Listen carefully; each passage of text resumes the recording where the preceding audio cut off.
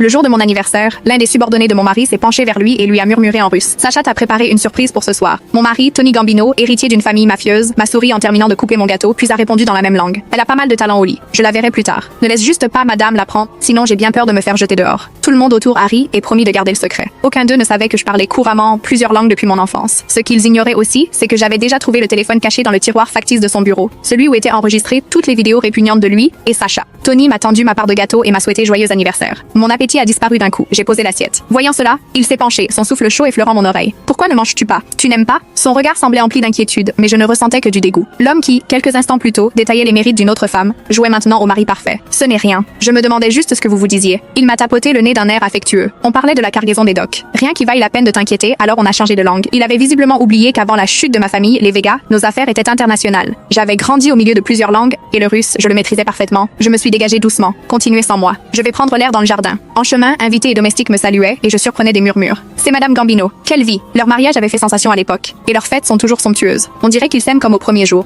Quelle femme ne voudrait pas être à sa place? Autrefois, ces mots m'auraient touché. Aujourd'hui, ils me blessaient. Personne ne se doutait que celui qui était censé m'aimer le plus m'avait déjà trahi. Le mois dernier, j'avais découvert ce téléphone sans mot de passe, caché dans son bureau. La galerie était pleine de photos et de vidéos de Sacha Arden, des scènes intimes, prises dans des chambres, des hôtels du monde entier. Dans l'une d'elles, Tony lui tenait le menton en riant. Tu es bien plus excitante que la poupée rigide qui m'attend à la maison. Une poupée. Voilà ce que j'étais pour lui. J'avais tout remis en place, et grâce au dernier contact qui me restait des Végas, j'avais commencé à préparer ma sortie. Mon téléphone vibra. Un message. Mademoiselle, votre nouvelle identité et vos comptes suisses sont activés. Votre vol pour dans 3 jours est confirmé. J'hésitais un instant, puis répondis mentalement à la question que je n'avais pas osé poser à voix haute. Il y a 5 ans, après le massacre des miens, Tony m'avait recueilli. Il était devenu toute ma famille. Aujourd'hui, c'est lui qui me poussait à disparaître. Effacez toute trace de moi ici. Êtes-vous sûr? Une fois fait, Claire Vega n'existera plus du tout. Si Monsieur Gambino cherche à vous retrouver, il ne cherchera pas. Il est déjà là de moi. La communication venait de se couper quand une ombre me couvrit. Je me retournai. Tony me regardait, attentif. Qui ne te cherchera pas? J'éteignis calmement mon téléphone. Une parente éloignée qui s'est fait trahir par son compagnon. Il étudia mon visage, puis, rassuré, m'attira contre lui, posant son menton sur ma tête. Ne t'inquiète pas, je serai toujours là. J'écoutais les battements de son cœur, ce rythme que je connaissais par cœur, mais qui m'était devenu étranger. Et si un jour tu me trahissais? Ses bras se resserrèrent aussitôt, presque à me faire mal. Il n'y a pas de si. Tu es la seule que j'aime. Je dis si. Il se tut, puis sa voix se fit douce, cruelle. Alors punis-moi. Fais-moi te chercher jusqu'au bout du monde sans jamais te retrouver. Tu es ma seule faiblesse, ma raison de vivre. Sans toi, je ne suis rien. Je souriais mais sans joie. Cette punition, je l'avais déjà prévue. Dans 3 jours, il supplierait pour me revoir et tout son monde s'écroulerait. Monsieur Gambino, ce que vous avez demandé est prêt. C'était Sacha, mon assistante personnelle et sa maîtresse. Elle portait un uniforme de serveuse, tenait un plateau, l'air humble et professionnel. Rien de la femme déchaînée dont il avait parlé plus tôt. Tony hocha brièvement la tête et la congédia. À voir leurs gestes si bien accordés, je ne ressentais que du dégoût. Sans ce téléphone caché, j'aurais pu croire encore vivre dans un conte de fées. Soudain, il me couvrit les yeux de sa main. Ferme les yeux. Ta surprise arrive. 5, 4, 3. Quand il retira sa main, il n'y avait ni feu d'artifice ni fleurs. Un de ces hommes se tenait là, à genoux, présentant un écrin de velours. À l'intérieur, un pistolet